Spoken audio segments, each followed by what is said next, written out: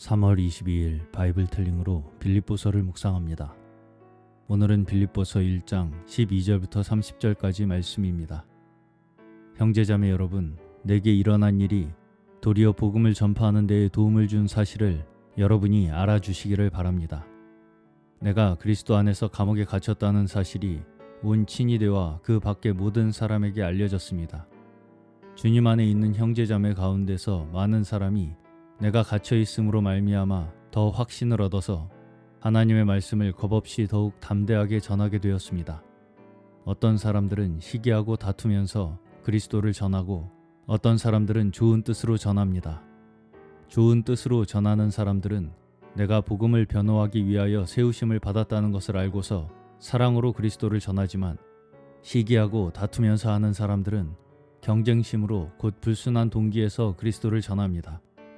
그들은 나의 감옥 생활에 괴로움을 더하게 하려는 생각을 품고 있습니다. 그렇지만 어떻습니까? 거짓된 마음으로 하든지 참된 마음으로 하든지 어떤 식으로 하든지 결국 그리스도가 전해지는 것입니다. 나는 그것을 기뻐합니다. 앞으로도 또한 기뻐할 것입니다.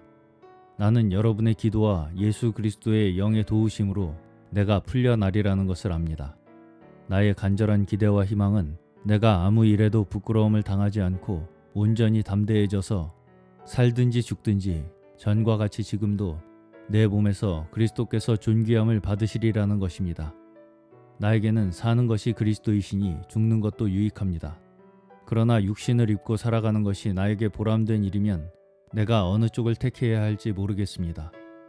나는 이 둘 사이에 끼어 있습니다. 내가 원하는 것은 세상을 떠나서 그리스도와 함께 있는 것입니다. 그것이 훨씬 더 나으나 내가 육신으로 남아있는 것이 여러분에게는 더 필요할 것입니다.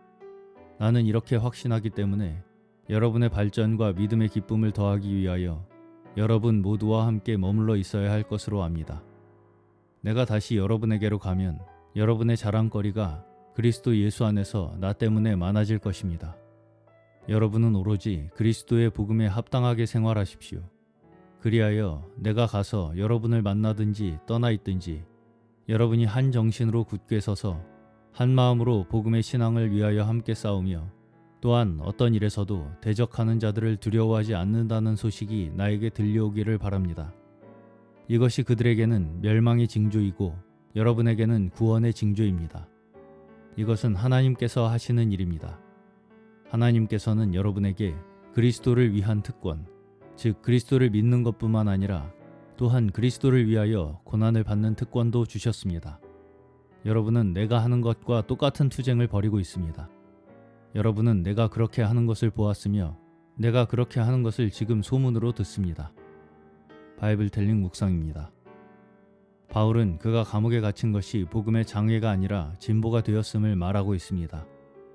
그는 자기가 감옥에 갇히다 보니 형제들이 더욱 담대하게 복음을 전하게 되었고, 또 어떤 이들은 바울이 갇혔다고 좋아하면서 바울의 심령에 괴로움을 주려고 경쟁적으로 복음을 전했는데, 무슨 방도로 하든지 그리스도가 전파되니 그로 인해 자신은 매우 기뻐한다고 말하였습니다. 바울은 이러한 환경에서 성도들의 간구와 예수 그리스도의 성령의 도우심으로 자신이 구원에 이르게 될 것을 알았습니다. 그리고 그의 간절한 기대와 소망은 다만 감옥에서 풀려나는 것이 아니라 그런 상황에서 오직 전과 같이 담대하여 그리스도가 자신의 몸에서 존귀케 되는 것이었습니다. 이는 그의 안에 사시는 분이 그리스도이시기 때문에 죽는 것도 유익하다고 했습니다.